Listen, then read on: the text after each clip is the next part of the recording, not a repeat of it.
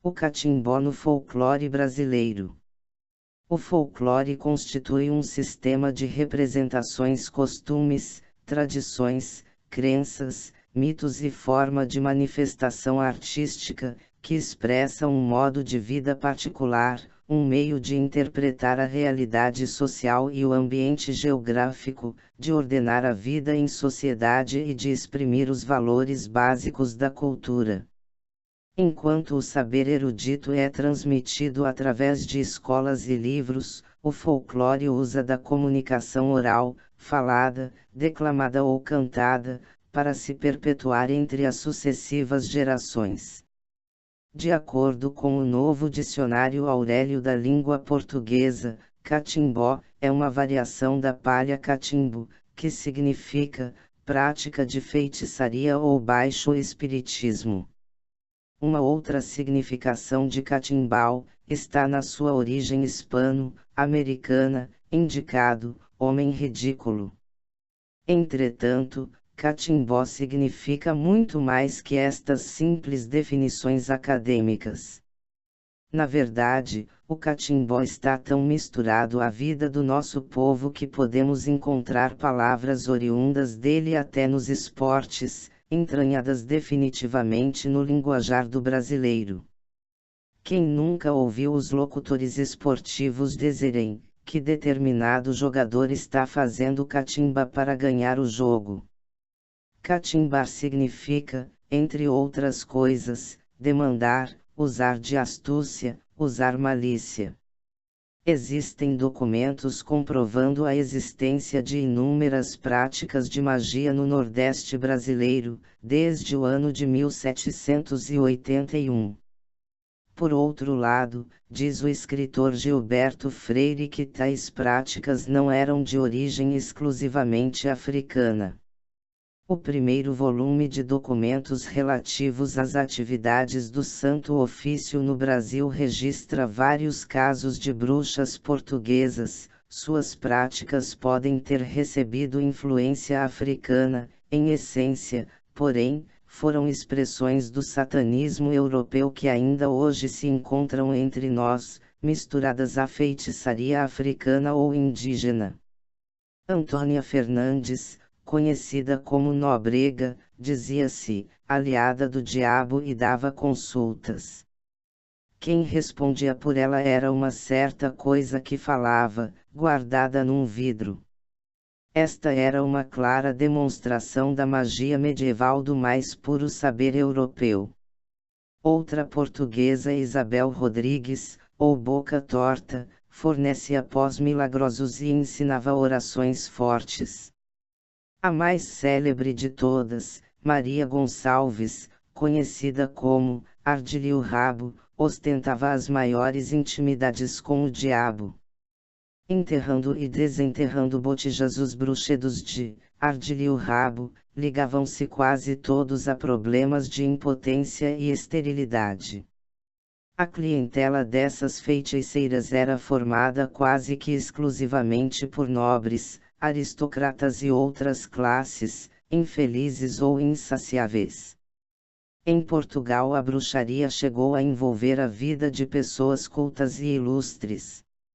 Júlio Dantas retrata o próprio Dom Nuno de Cunha, inquisidor-mor do reino, no tempo de Dom João V, todo embrulhado na púrpura de cardeal, espécie de bicho da seda, a tremer com medo das bruxas e seus feitiços.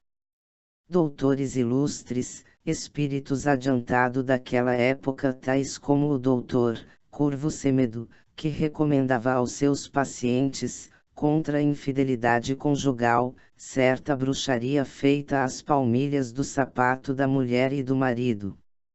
Boticários astutos, de capas negras e grandes fivelas de prata nos sapatos, faziam fortuna vendendo a erva, pombinha, defumada com dentes de defunto laçados sobre tijolos em brasa, estranho feitiço que despertava para o amor o organismo decrépito dos velhos e a frigidez desdenhosa dos moços.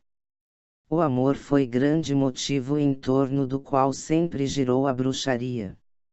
Já em Portugal, havia feiticeiros, bruxas, benzedeiras, especialista em sortilégios afrodisíacos, os quais se fizeram necessários aqui na colônia, já que eram muitos os problemas a serem resolvidos. As doenças tropicais, as riquezas minerais por serem descobertas e todo tipo de dificuldade social e da adaptação requeriam a presença dos feiticeiros, que vislumbravam a perspectiva de riqueza fácil, já que seus sortilégios lhes renderiam frutos compensadores entre os fidalgos, comerciantes e colonos. Os que chegavam de Portugal vinham impregnados de crenças e feitiçaria. A feitiçaria de direta origem africana aqui se desenvolveu neste lastro europeu. Da mesma forma como em Portugal, a feitiçaria no Brasil continuou a girar em torno do motivo amoroso, de interesses de geração e de fecundidade, proteger a vida da mulher grávida e a criança ameaçada por tantos males. Febre, cãibra de sangue, mordedura de cobra, espinhela caída, mal olhado. A mulher grávida passou a ser profilaticamente resguardada desses e dos outros males por uma série de práticas que as influências africanas misturaram-se muitas vezes descaracterizados. Traços de liturgia católica e sobrevivências de rituais indígenas. O catimbó, pode-se dizer, é um extrato desta fantástica mistura ocorrida na região do Nordeste brasileiro. O caboclo, o sertanejo nordestino, iletrado, mas curiosa e inventivo com as suas coisas, foi juntando, daqui e dali, usos, orações, fórmulas, mandingas e segredos, e passou a usá-los em seu próprio benefício. O catimbó, portanto, surgiu espontaneamente, como produto natural dos usos e costumes nordestinos, recebendo as cores da terra. Feito por mim, Sofia Novaes. O catimbó no folclore brasileiro. O folclore constitui um sistema de representações, costumes, tradições, crenças, mitos e forma de manifestação artística, que expressa um modo de vida particular, um meio de interpretar a realidade social e o ambiente geográfico, de ordenar a vida em sociedade e de exprimir os valores básicos da cultura. Enquanto o saber erudito é transmitido através de escolas e livros, o folclore usa da comunicação oral, falada, declamada ou cantada, para se perpetuar entre as sucessivas gerações. De acordo com o novo dicionário Aurélio da língua portuguesa, catimbó é uma variação da palha catimbo, que significa prática de feitiçaria ou baixo espiritismo. Uma outra significação de catimbau está na sua origem hispano-americana, indicado, homem ridículo. Entretanto, catimbó significa muito mais que estas simples definições acadêmicas. Na verdade, o catimbó está tão misturado à vida do nosso povo que podemos encontrar palavras oriundas dele até nos esportes, entranhadas definitivamente no linguajar do brasileiro. Quem nunca ouviu os locutores esportivos dizerem que determinado jogador está fazendo catimba para ganhar o jogo?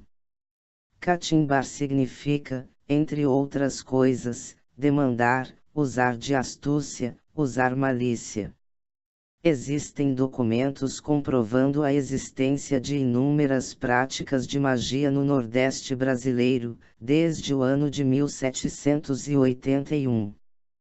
Por outro lado, diz o escritor Gilberto Freire que tais práticas não eram de origem exclusivamente africana. O primeiro volume de documentos relativos às atividades do Santo Ofício no Brasil registra vários casos de bruxas portuguesas. Suas práticas podem ter recebido influência africana, em essência, porém, foram expressões do satanismo europeu que ainda hoje se encontram entre nós, misturadas à feitiçaria africana ou indígena. Antônia Fernandes, conhecida como Nóbrega, dizia-se, aliada do diabo e dava consultas. Quem respondia por ela era uma certa coisa que falava, guardada num vidro. Esta era uma clara demonstração da magia medieval do mais puro saber europeu. Outra portuguesa, Isabel Rodrigues, ou Boca Torta, fornecia pós milagrosos e ensinava orações fortes. A mais célebre de todas, Maria Gonçalves, conhecida como Ardile o Rabo, ostentava as maiores intimidades com o diabo. Enterrando e desenterrando botijas, os bruxedos de Ardile o Rabo ligavam-se quase todos a problemas de impotência e esterilidade. A clientela dessas feiticeiras era formada quase que exclusivamente por nobres, aristocratas e outras classes, infelizes ou insaciáveis. Em Portugal, a bruxaria chegou a envolver a vida de pessoas cultas e ilustres. Júlio Dantas retrata o próprio Dom Nuno de Cunha, inquisidor-mor do reino, no tempo de Dom João V, todo embrulhado na púrpura de cardeal, espécie de bicho da seda, a tremer com medo das bruxas e seus feitiços. Doutores ilustres, espíritos adiantados daquela época, tais como o doutor Curvo Semedo, que recomendava aos seus pacientes, contra a infidelidade conjugal, certa bruxaria feita às palmilhas do sapato da mulher e do marido.